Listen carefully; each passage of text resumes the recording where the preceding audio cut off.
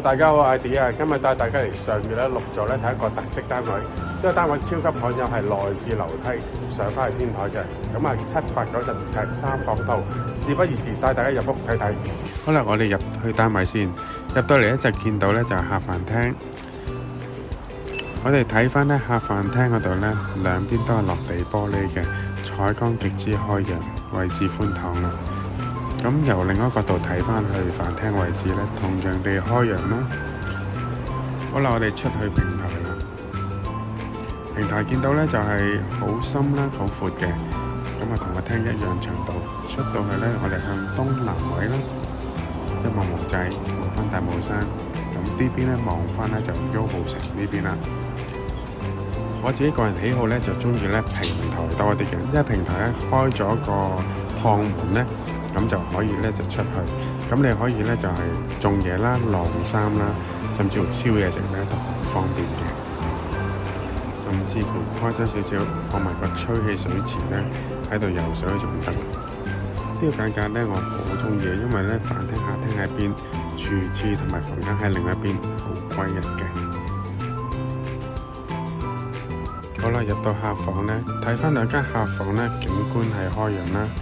同樣可以擺到5尺床嘅，樓底亦都係特高啦。入到嚟主人房咧，見到平台位置咧就係落地玻璃設計嘅，咁窗係大窗設計，採光係絕對冇問題嘅。好，帶大家出去平台先。平台咧望出去係東南方向，一望無際。想像下你揸住杯紅酒喺度嘆一嘆個美景。你都超級開心。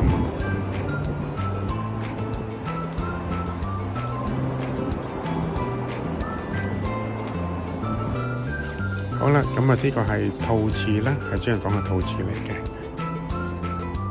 客廁同樣地有窗啦。廚房我哋見到咧就係雙星盤啦，咁啊備餐、3爐頭、微波爐、酒櫃全部一應俱全嘅。好啦，而家我哋上去天台睇睇啦。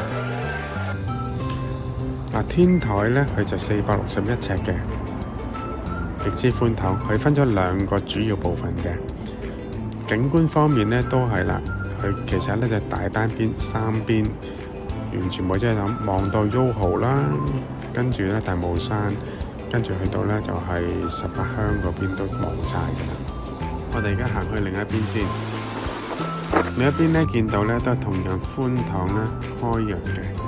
好啦，今日同大家行住咁多先。有興趣嘅朋友仔記得揾我哋，同埋記得 subscribe 我 channel。好啦，今日睇住咁多先，拜拜。